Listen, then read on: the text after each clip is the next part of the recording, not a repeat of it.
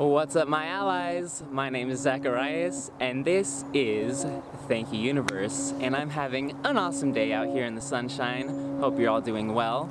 Today we're going to talk about the greatest story ever, your story. Because we all have a story that we tell ourselves about our life, about how we grew up, the things that have happened to us, why we are the way that we are. And today we're going to talk about how to become the master of our own story so that we can actually manifest the life that we desire instead of being subject to this story that we tell ourselves. So we've got 3 main points we're going to go over today. And the first point is actually just becoming conscious of the story that you tell about yourself and letting it go. Just let it all go. That ego, we don't need it. Let it fly away in the wind. Now, becoming conscious of the story that you tell yourself about who you are and why you do the things that you do is actually really important. A lot of us have a story, our life story, our backstory, our background, our origin story, because we're all superheroes. And some people may have had a situation growing up that they don't feel so good about. They've had things happen that they don't like, and they don't want their life to be that way, and they think, why did this happen to me? Why am I defined by the life that I had growing up? And while the way that you grew up and the things that have happened to you might not be your fault, if things happen to you, it's not your fault, it's just a life experience. It is your responsibility to decide how you are choosing to move forward with your life. And that's why we want to become conscious of the story that we tell ourselves. So, for example, if you're someone who's had it rough in life and you think, oh, things don't work out for me, I never get what I want, I can't achieve, I am someone who fails, that is a story that you tell yourself, and you take that with you as you go forward into the future. And a lot of us become really attached to the story that we tell ourselves. So this identity, that's the ego, okay? And so with this attachment, we don't want to let our story go, and we think everything in our life stems from the way we tell this story of who we are.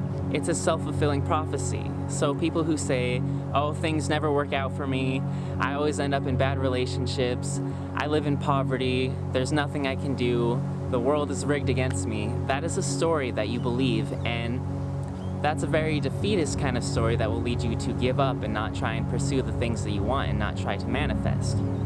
But we have to really let go of that ego and that identity, this person that we think we are. Let it go and become blank. This is something that one of my all-time favorite books, the Tao Te Ching, talks about, is being blank, being that formless form, darkness within darkness. And the idea behind this is that when you are formless, when you don't have a strong attachment to any one ego, any one way of being, like, I am this person, I'm super structured and rigid and I behave in these ways, or I'm this person and I'm unstructured and I have no control over my chaotic life. We let that go and we take on a formless form instead of telling ourselves a story about who we are and why we are that way. In each and every moment, you're a blank slate. In each and every moment, you create your story anew. So one of the metaphors the Tao Te Ching uses is talking about a block of wood. A block of wood can be crafted by a master into anything, into any kind of utensil or tool. But the block of wood itself has infinite potential because it can be anything. So the Tao teaches that the master knows all these utensils but sticks to the block of wood, meaning that you in any moment have the potential to be anything. You are not defined by the story that you are telling yourself. So in each and every moment, think, I have limitless potential in this moment. As you go about your life, become conscious of the story that you are telling yourself and ask, okay, why am I behaving this way? Why am I doing this? Is there something in my story that is leading me to act this way? And let it go. Let go of that ego and that identity that tells you, oh, you're this person, so you have to behave this way.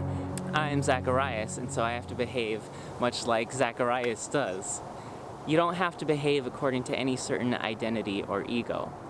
In each and every moment, you're crafting yourself anew, and you're allowing yourself to have the potential to act in any way and just embody the formless form that is taught in the Tao. And moving on to the second point of how to master the story you tell yourself is to stop judging things as good or bad. Stop judging your past as bad. Stop judging your present as bad. Oftentimes we get into these addictive cycles of negativity, of thinking everything is bad, and you're in that disempowered mindset of thinking, okay, this thing happened, it's bad, it's keeping me from what I want. I got fired from my job, that's bad, that's keeping me from what I want. I lost my relationship, I lost my keys, I lost my mind. And whatever it is that happens to you, again, become conscious, ask yourself, am I judging this? Is this good or bad to me? And the things that we think of as good or bad are not necessarily so. That is a dualistic mindset, and that brings us to the Hermetic principle of polarity. Things that we think of as opposites are one and the same, they are only differing in degree. Light and dark. Light is one end of the pole, darkness is the other end of the pole, but they're on the same scale. They're the same thing, only differing in degree. So to become a master of the story you tell yourself, you have to learn to gain from both the good and the bad. If there's a good situation going on, obviously things are working out for you. If something bad is happening, take a step back, ask yourself why you think it's bad, and ask the question, how could this be a good thing? There have been many times in my life where things that I thought of as bad happened to me, and those were the challenges that I need to get myself in order and to grow and to actually move on to pursuing a better life. So maybe if you lose your job, it frees you up, you're that formless form, and then you can take the job that you really want, your dream job. Or if you lose a relationship, it frees you up to get into a better relationship. Or turns out you don't want a relationship right now and you want to work on yourself. And so whenever something happens, don't think of it as good or bad. Just know that you're going to gain from the situation, whether it is working towards your manifestations, your goals in life, or it is a lesson, it is something that you can learn from. So this goes back to the story that we tell ourselves. The things that happened to us in the past, were they good or were they bad? Ask yourself, what are you telling yourself about it? Are you having this story that says, oh, I have this tragic life history of all these traumas and all these things not going my way, and that's bad, and that will define me? Or can you say, everything in my past has taught me something, and it has given me different experiences, and I'm not being attached to the idea of whether it is good or bad. I am the formless form, and I will take whatever past experience I had that I desire and take it into the future, whether it is good or bad.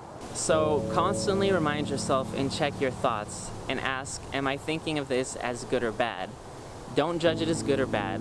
Be empty so you have the potential to take any situation that happens and move forward in an optimal way.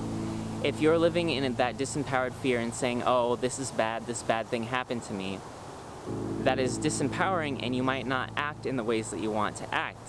So if a friend gets mad at you, or your boss yells at you, or your partner says that you're not that great and I don't like you today, don't think of it as bad and something you need to be afraid of. Take that moment of clarity to take a step back and say, this isn't good or bad, this is just something that's happening. And when you aren't in that mindset of, oh, this is bad, then you are free to be anything, that formless form, and you have the potential to respond to the situation without having all the baggage of thinking it's negative and this is a cycle of bad things happening to me and oh no, the world is over, I can't do anything about it. When you stop judging these situations, you have the freedom to act in a way that is more optimal, that it isn't guided by negative fears and past experiences, but going forward with a clean slate. So if something is bothering you or something is upsetting you, the littlest things, this is something you can learn to practice and you start to embody this. If something upsets you, ask yourself, what story am I telling myself about this situation? I am stuck in traffic, I'm upset, I'm not going to be able to get to where I go in time. There's going to be this negative cascade of being late and things happening. Don't tell yourself that story. Tell yourself the story, okay, now in this moment, I'm stuck in traffic, I have some time to focus on the breath, to do some meditative breathing, to have some contemplative, peaceful thoughts, instead of just being like, this is terrible, I have all this stress built up from past expectations of traffic being bad, so I'm gonna freak out about it. Whatever little thing, as small as it might be or as big as it might be, ask yourself, what story am I telling myself about whether this is good or this is bad, and is that limiting me and limiting my potential? Is that making my experience a negative, unenjoyable one? And reset yourself to that blank slate and just breathe in the good air and experience the peace that is your existence, because that is a choice that you can make in each and every moment, crafting yourself anew. And the third way to become a master of the story that you tell yourself so that you can manifest the life that you desire is to stop identifying with your thoughts and your emotions.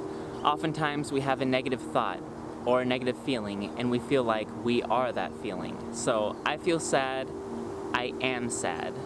I had this angry thought, so I'm angry, I'm a bad person.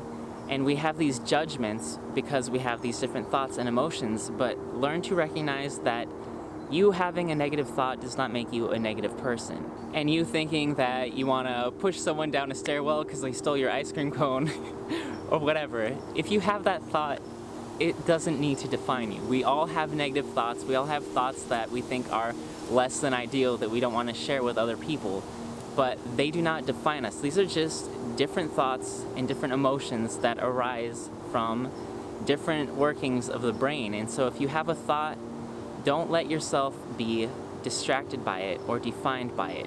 We can all experience an infinity of emotions. There's literally a limitless amount of thoughts and emotions that we can experience, and we are never those thoughts or those emotions. Remember that you can be an observer of your emotions, an observer of your thoughts. If you have a thought that doesn't go according to what you want to do or the person that you want to be, observe it without attachment. Don't think that you are this person. Because, you know, our brains are tricky little mischievous creatures sometimes, and we have all these wild, outlandish thoughts, and they just come up sometimes. It happens. It's part of being a human and having a brain. There's a lot that goes in, and sometimes something comes out and you're like, whoa, where did that come from? You're not defined by every single thought that you have. You don't have to be defined by any thought that you have.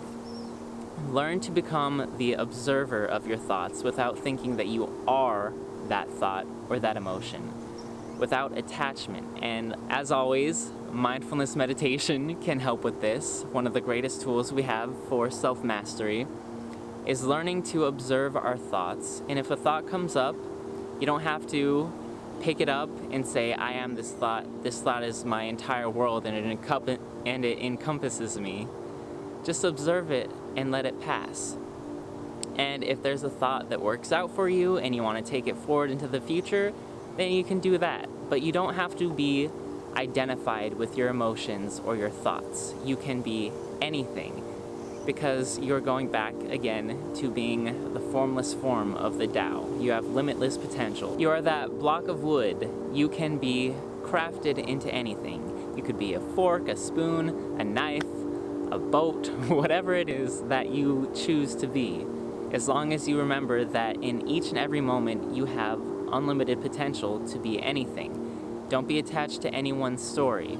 These emotions that we identify as, that we think are us and define us, can limit us if we let them define us. Or we can say, this is a thought that I had, this is a feeling that I had, I observe it and I let it go, and I can move forward and do whatever I want. I can be anything. And that's how you master reality and become the most amazing wizard, warlock, manifester of all time. So, I hope you enjoyed this video. If you liked the video, go ahead and give it a like. Please subscribe to the channel if you want some more Thank You Universe goodness. And also I have my link to the Patreon down below if you'd like to support this channel to help me keep making videos. That would be awesome. But it was great to see you all today. Much love to all my allies out there. And I'll be seeing all of you on the next video. Bye.